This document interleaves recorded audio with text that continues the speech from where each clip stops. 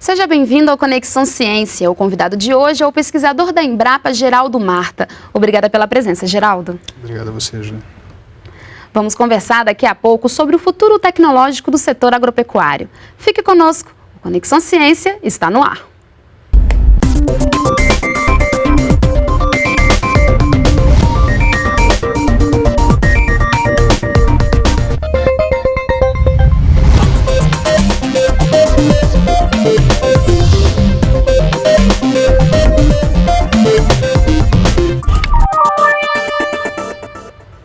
A pesquisa tem um grande desafio pela frente: garantir a produção sustentável no setor agropecuário nas próximas décadas. Para isso, estratégias estão sendo traçadas para atender às necessidades futuras do setor e do cidadão brasileiro.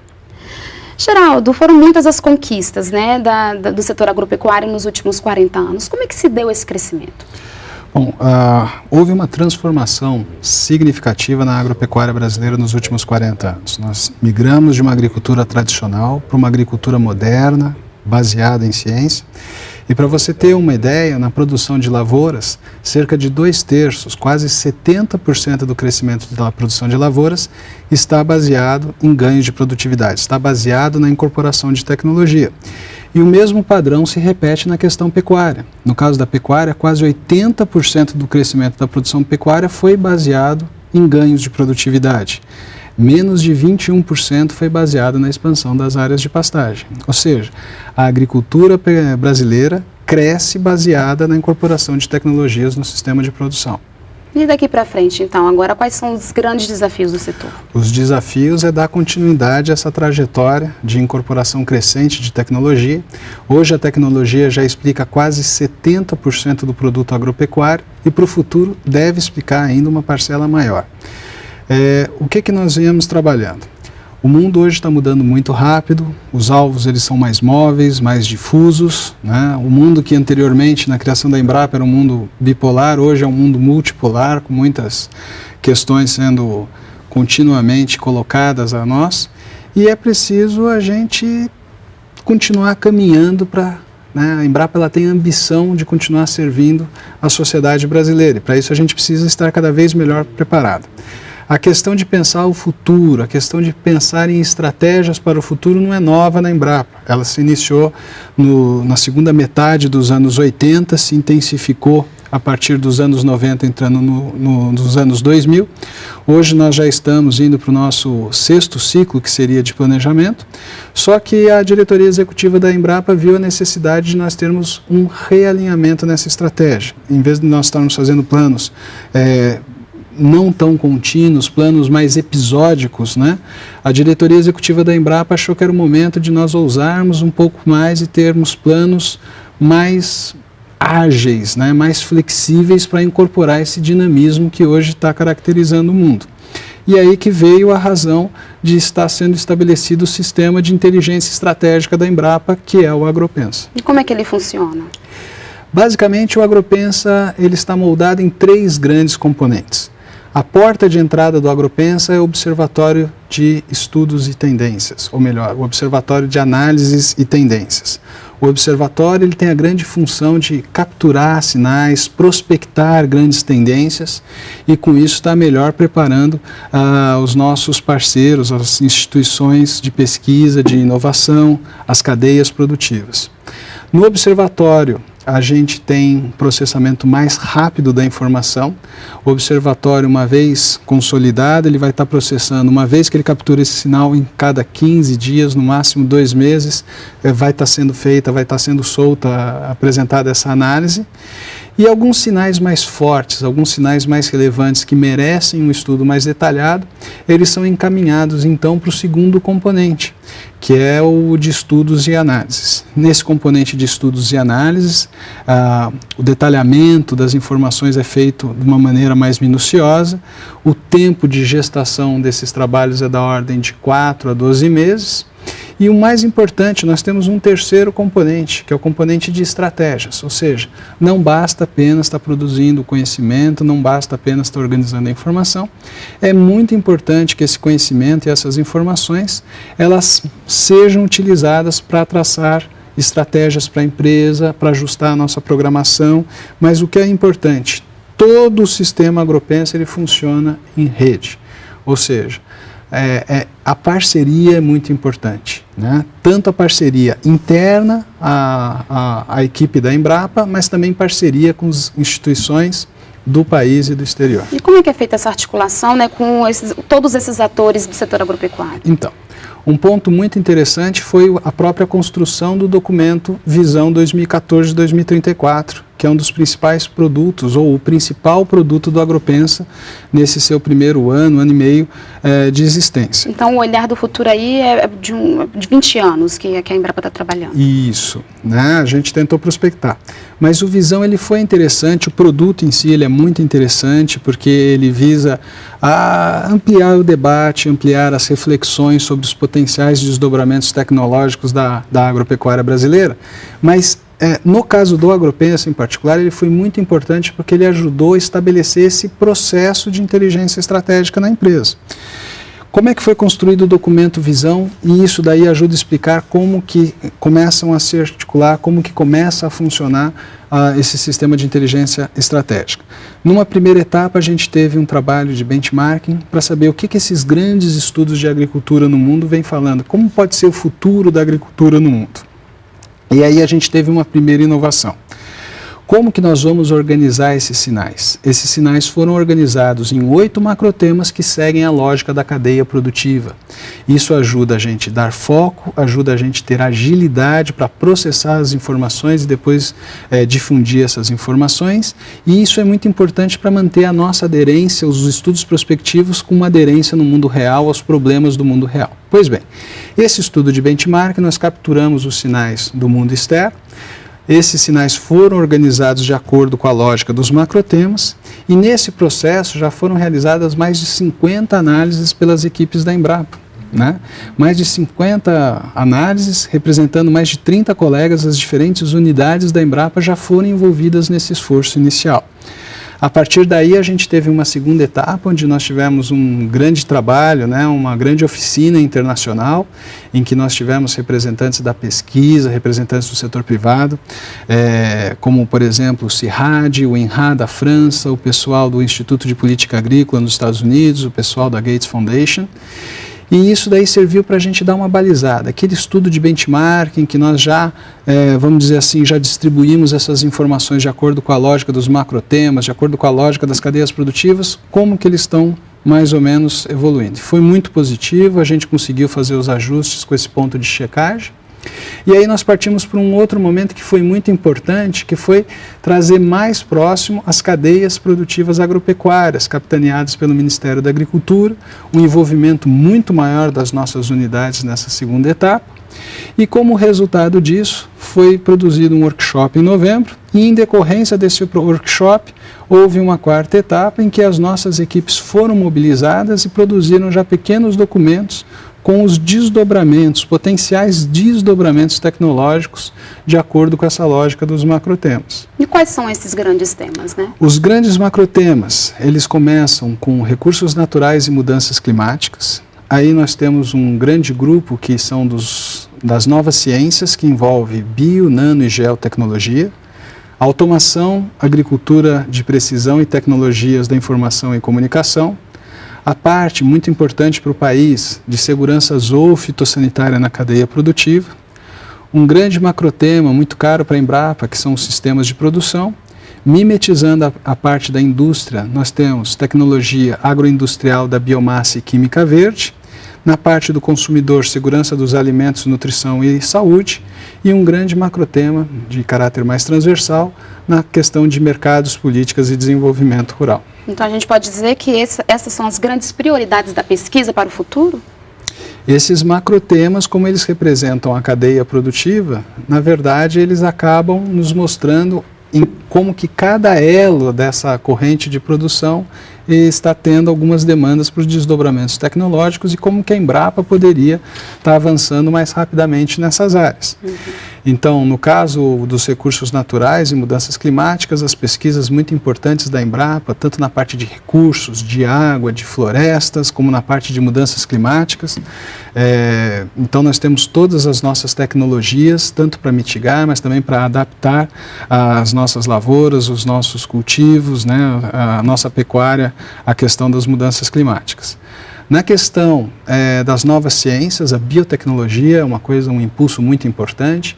Então, aí nós variamos desde a parte de, por exemplo, das biofábricas, ou seja, as possibilidades de a gente estar gerando substâncias para tratamento de doenças importantíssimas, passando pelas inúmeras aplicações de nanotecnologia, tanto na parte de embalagens, como na parte de melhorar as possibilidades de exportação, as possibilidades de atingir mercados mais distantes por permitir um maior tempo de prateleira dos produtos, indo para a importante parte de geotecnologia, que nos orienta na parte de ordenamento territorial, nos ajuda a traçar possíveis futuros de ordenamento territorial, como as atividades vêm se comportando. O macrotema de automação, o macrotema de agricultura de precisão e tecnologias das informações, das comunicações, também é importantíssimo. E por quê? A população brasileira segue a mesma tendência mundial e ela começa a envelhecer em um ritmo um pouquinho mais rápido. Isso significa que cada vez vai se tornar mais escassa a mão de obra no campo. Acompanha isso a tendência de ainda haver alguma migração do campo para as cidades nas próximas 2 décadas, ou seja, agrava a questão da escassez de trabalho no campo. Fora isso, as mudanças climáticas também exigem que as operações aconteçam de maneira mais rápida, de maneira mais precisa, o que acaba justificando essa questão de agricultura de precisão, de pecuária de precisão, de silvicultura de precisão e a maior automação nas propriedades para a gente conseguir acomodar os processos com também mais larga eficiência.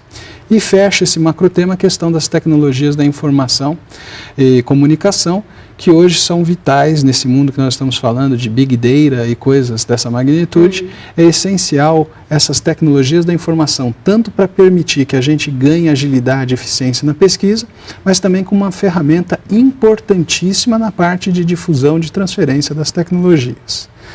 A questão da segurança zoofitossanitária na cadeia produtiva, como a gente pode ver os grandes impactos que aconteceram com ferrugem da soja, com helicoverpa, é um problema importantíssimo e aí os sinais da Embrapa para o futuro de melhoramento preventivo, de nós estarmos trabalhando com essa questão de inteligência territorial antecipatória, de começarmos a mapear onde determinada praga, onde determinada doença pode estar incidindo. Os sistemas de produção, buscando cada vez mais sistemas com foco em sustentabilidade, ou seja, sistemas que tenham desdobramentos positivos por uma dimensão técnico-econômica, ambiental e social. A parte da química verde simplesmente não tem limites, né? Quando nós pensamos hoje que o que a petroquímica faz, a alcoquímica pode fazer, as possibilidades em química fina, química verde, vai ser excepcional. Consumidores cada vez mais atentos com a questão de nutrição e saúde. Nós temos o problema da fome, sim, mas também temos um problema crescente de obesidade. Então nós temos que ficar de olho nessa questão de nutrição e saúde. A agricultura não só como uma provedora de alimentos, mas a agricultura como uma provedora de alimentos que conferem nutrição e saúde.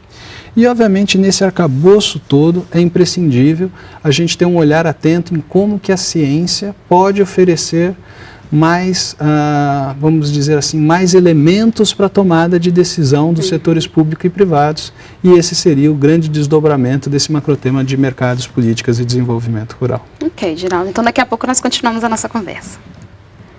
Vamos para um rápido intervalo e voltamos já.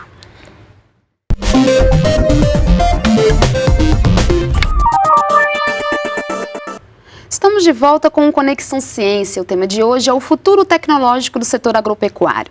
Aqui no estúdio, o pesquisador da Embrapa, Geraldo Marta. Geraldo, diante de todos esses temas que você colocou como prioritários e que a Embrapa está tendo uma visão mais estratégica, né, em relação ao futuro, quais são as oportunidades de inovação que nós temos para o futuro em relação ao setor agropecuário? Esse é um ponto muito importante.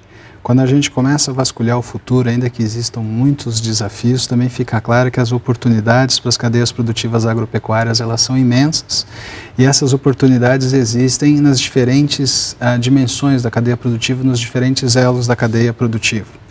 Então, na parte, por exemplo, de biotecnologia, nós somos capazes de inserir novos genes, nós somos capazes de formar novas plantas que podem ter maior eficiência ao uso de água, que podem ser mais resistentes, mais tolerantes à seca, que podem conferir características que aumentem a nutrição e saúde, né? Então, isso é uma dimensão muito importante. Na questão das máquinas e equipamentos, os VANTs oferecem oportunidades maravilhosas para a gestão do sistema agropecuário e para a eficiência, né, para a precisão das aplicações. O que são esses VANTs? Como é que eles funcionam? Você tem diversos modelos, né? E os nossos especialistas vão te dar uma explicação melhor. Mas, basicamente, o que acontece? Hoje eles têm sido usados em algumas lavouras, por exemplo, de cana-de-açúcar em São Paulo, para mapear se as aplicações, as operações de plantio, elas foram feitas de uma maneira adequada. Então, você pode imaginar, esse veículo passa com uma velocidade bastante interessante, fotografando, tirando uma série de fotografias, e isso daí abastece uma central de controle, e isso daí aumenta a eficiência dos processos de gestão da propriedade, porque daí, em vez do indivíduo ter que rodar a fazenda inteira para detectar quais pontos houve uma falha de plantio, quais pontos houve uma falha em determinada prática agrícola, com os VANTs ele já fez esse mapeamento prévio e aí ele ganha eficiência porque ele vai direcionado diretamente para resolver aqueles problemas. E eles já existem, né? Isso já é uma realidade. Já existe a Embrapa no nosso centro lá de São Carlos, né? A Embrapa Instrumentação, ela, né, congrega essas capacidades, articula com outros parceiros no país, no exterior. E também na Embrapa Instrumentação nós temos avanços significativos na parte de agricultura de precisão e recentemente foi estabelecido o nosso laboratório de agricultura de precisão lá em São Carlos. Uhum. Essa questão é o que vai garantir, no caso, aquilo que você disse, né? O perfil da nossa população no futuro vai mudar um pouco, vai haver mais migração, né, da população do campo para as cidades e vai faltar mão de obra. É nesse ponto que essa agricultura de precisão vai ser fundamental, a automação vai ser fundamental? Também, mas não só nisso. Né? Nós tivemos um grande fluxo migratório no período de rápida industrialização do país, a partir do final dos anos 60 até meados dos anos 80. A migração do campo para a cidade ela continua ocorrendo, ainda que em taxa bastante inferior àquelas daquela época, da industrialização, de rápida industrialização. Mas a automação nos ajuda em outros processos. A agricultura de precisão, por exemplo, ela nos permite a ter práticas mais eficientes, colocar uma semente de repente com mais precisão no solo, fazer uma aplicação com maior precisão. Então, ainda que ela ajude a tratar da escassez de trabalho, ela também nos ajuda em ganhar eficiência no sistema de produção, no processo de produção. E eficiência é uma das palavras-chave para o futuro. Para o futuro, a gente quer buscar, por exemplo, tecnologias do tipo poupa-terra, ou seja, tecnologias que aumentem ainda mais a produtividade da agropecuária brasileira, mas também uma outra palavra-chave que tem que estar associada com esse ganho de produtividade é o aumento na eficiência do uso dos recursos. Quais recursos? Todos. Nós queremos maior eficiência não só no uso do solo, que seria os ganhos de produtividade, mas maior eficiência no uso de água, maior eficiência no uso de insumos como fertilizantes e agroquímicos e coisas desse sentido. E isso é muito importante, porque a agricultura de precisão, ela ajuda a gente a ter essa maior eficiência, ela ajuda a gente a ter um maior domínio das operações que estão acontecendo no sistema. Uhum. E com todo esse avanço, né, da agropecuária, você também mencionou a questão de alimentação, nutrição e saúde. Hoje a gente pode dizer que nós temos segurança alimentar, né? Para o futuro, essa segurança alimentar ela vai continuar sendo garantida? Continua sendo garantida, as perspectivas de crescimento da agropecuária brasileira seguem firmes e o Brasil dá uma contribuição cada vez crescente para a segurança alimentar no mundo. Porque a partir do momento que a população ela permanece bem abastecida de alimentos em qualidade, alimentos em regularidade, e são gerados excedentes. Esses excedentes podem ser exportados, gerando divisas para o país, mas também ajudando nessa busca por maior segurança alimentar em outros países do mundo. O que a gente pode dizer de soberania alimentar, qual que é a diferença? Soberania é o país, né, que ele produz os alimentos que ele precisa. É um caso do Brasil, é o caso dos Estados Unidos. Na verdade, o único alimento que nós temos um déficit, né, que é necessário importar é o trigo, né? mas os outros alimentos a gente tem já a produção, nós produzimos mais do que é o consumo doméstico. Ou então nós temos uma produção muito próxima ao nosso consumo doméstico. Geraldo, mantendo nesse caminho que está sendo traçado nesse trabalho, é possível resolver problemas, questões como existem ainda hoje, questões ambientais em relação à produção na agricultura? Esse tipo de problema vai ser sanado no futuro? Esse é um ponto importante. A agricultura brasileira no agregado do país é um caso de sucesso, senão a gente não seria essa potência que hoje nós somos, mas nós não podemos deixar de reconhecer que quando nós começamos a caminhar para o nível desagregado, existem uma série de passivos, né, que precisam ser trabalhados. Então, no agregado de país, hoje mais de 60% do território nacional está preservado. Não existe nenhuma outra potência agrícola no mundo que pode dizer que mais de 60% do seu território está preservado. O Brasil pode dizer isso. Mas nós sabemos que existem alguns bolsões onde a taxa de desmatamento avançou mais do que deveria. E aí que é importante a gente começar a ter um monitoramento mais efetivo e ter todos os esforços para a gente recuperar parte dessas áreas. A gente tem casos positivos já acontecendo, por exemplo, na Mata Atlântica, né? Infelizmente, recentemente nós tivemos uma pequena estabilização nesse processo, mas a Mata Atlântica, ela vem tendo parte da sua área, pelo menos, recuperada.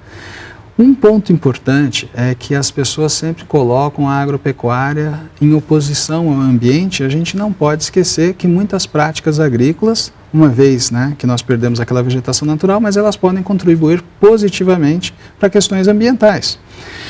Por exemplo, esses sistemas de integração lavoura-pecuária, eles agregam pontos interessantes. Por causa do sistema que é baseado em alta produtividade da lavoura, alta produtividade do pasto, observa-se um aumento bastante forte nos teores de matéria orgânica do solo. O que significa esse aumento na matéria orgânica do solo? Isso equivale à captura do carbono da atmosfera e estocagem desse carbono no solo, ou seja, é uma medida efetiva de mitigação dos gases de efeito estufa. Mas isso representa ainda mais. Quando eu aumento a matéria orgânica dos solos, nos solos tropicais, eu estou aumentando a vida dos solos tropicais. Por quê? Eu aumento a capacidade de armazenar água, eu aumento a capacidade de armazenar nutrientes, eu aumento a capacidade do sistema girar com maior eficiência. Então isso, sem dúvida alguma, são benefícios pela ótica ambiental.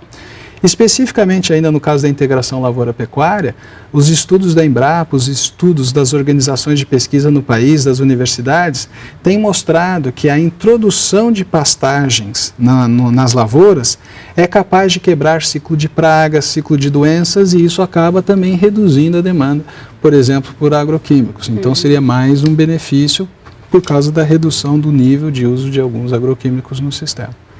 Geraldo, esse trabalho ele é baseado em cenários, né, em prospecções para daqui a 20 anos, mas nesse período, tudo isso que está sendo feito, estudado, pode ser revisto, pode ser mudado? Isso. Esse é um outro ponto importante. Na verdade, esse trabalho, nós procuramos ver alguns grandes desdobramentos tecnológicos para a agricultura brasileira, e nessa fase que já se iniciou, até o final do ano, nós temos a perspectiva de lançar os cenários, ou seja, nós fizemos um cenário, um céu de brigadeiro, se tudo der certo, para onde que a agricultura brasileira caminha, e agora nós estamos construindo alguns cenários alternativos para ver o quão robusto esses desdobramentos tecnológicos são frente a diferentes cenários. E um outro ponto muito importante é a questão de que esse trabalho precisa ser periodicamente revisto. Ou seja, nós não podemos mais ficar engessado com aquela visão que eu fiz esse planejamento, só daqui 5, 6, 7 anos nós discutimos de novo. Não, nós estamos sempre abertos, né? O documento Visão, a síntese já está disponível, o documento completo estará sendo disponibilizado já em formato eletrônico nos próximos dias, e o que é preciso é que os diferentes atores, as diferentes instituições leiam esse trabalho e colaborem, porque ele não tem a pretensão de ser alguma coisa definitiva, pelo contrário, o que nós buscamos com Visão 2014-2034 é colocar alguns pontos, algumas ideias que podem suscitar discussões, e nós gostaríamos muito, na verdade nós precisamos muito de receber o feedback dos nossos pares, da sociedade, para que continuamente nós possamos alimentar esse ciclo de debates, esse ciclo de reflexões, com foco em cada vez uma agricultura mais pautada em sustentabilidade e competitividade. Ok, Geraldo. Muito obrigada pela entrevista. Até uma próxima oportunidade. Prazer, Juliana. E o Conexão Ciência fica por aqui. Você pode conferir os dias e horários das reprises na página da EBC ou da Embrapa na internet. Assista ao programa também no canal da NBR no YouTube. Obrigada pela companhia e até a próxima semana.